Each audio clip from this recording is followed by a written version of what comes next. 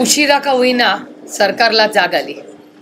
मराठा, धनगर, लिंगायत, मुस्लिम आणि भटक्या विमुक्त समाजाच्या आरक्षणाबद्दल 10 वर्षापूर्वी पहिल्या कॅबिनेटमध्ये आम्ही हे करू असं भारतीय जनता पक्षाच्या नेत्यांनी तेव्हा लाईन बारामतीतच येऊन घेतली होती आणि गेले 10 वर्ष सातत्याने हे आम्ही करू, गल्लीपासून दिल्लीपर्यंत त्यांची सत्ता होती, आजही आहे। नंबर्स कमी झालेले असले तरी आजही ते सत्तेत केंद्रात आहेत आणि राज्यातही आहेत। प्रस्ताव पाठवावा, दिल्लीत कॉन्स्टिट्यूशनल अमेंडमेंट करावा। आम्ही पूर्ण ताकदीने आम्ही आरक्षणाच्या बाबतीत जर त्यांनी बिल कॉम्प्रिहेन्सिव्ह आणलं तर आम्ही ताकदीने राष्ट्रवादी काँग्रेस पक्ष सरकारला सहकार्य करेल। मराठा, धनगर, लिंगायत, मुस्लिम आणि भटक्या विमुक्त समाज या सगळ्या समाजांच्या ज्या ज्या मागण्या आहेत त्याला न्याय मिळाला पाहिजे। राज्यात ओबीसी विरुद्ध मराठा असा संघर्ष होताना दिसतोय, कोण जबाबदार आहे याला? सरकार।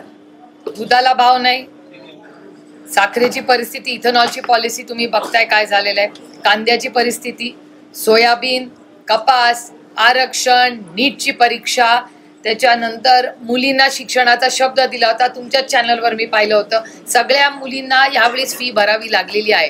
किती अजून मुद्दे तुम्हाला सांग।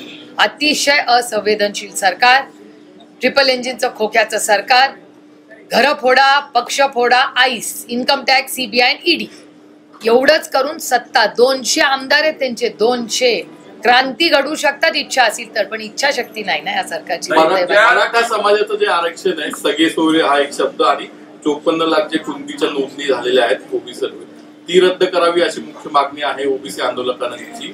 तुम्ही कसं याकडे पाहता? कुठलाही व्यक्ती महाराष्ट्रात जर आंदोलन करत असेल तर जर संवेदनशील सरकार असेल तर त्यांनी त्यांच्याशी चर्चा केली पाहिजे।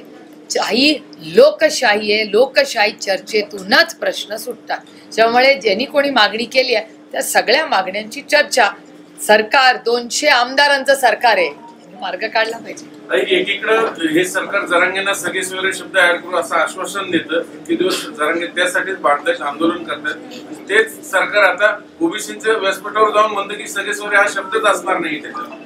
हा तुमच्या प्रश्नातच माझं उत्तर आहे। हेच तर विचार नाही सरकारला, जुमलेबाज, अखंड जुमलाबाजी, दोघांनाही फसवतात। अर्थातच डेटा स्पीक्स फॉर इटसेल्फ, तुमच्या चॅनलवरच दिसतंय, मला वेगळं बोलायची गरज नसते। कॉन्ट्रडिक्शन्स ऑफ स्टेटमेंट, दिस गव्हर्नमेंट, मला आठवतं देवेंद्रजी आमच्याबद्दल बोलायचे की यांचं सरकार कॉन्ट्रडिक्शन्सनीच पडेल, ते कॉन्ट्रडिक्शन्सनी नाही पडलं, आईसनी पडलं। कॉन्ट्रडिक्शन्स आमच्यात नव्हते महाविकास आघाडीमध्ये, या बाजूला आहे।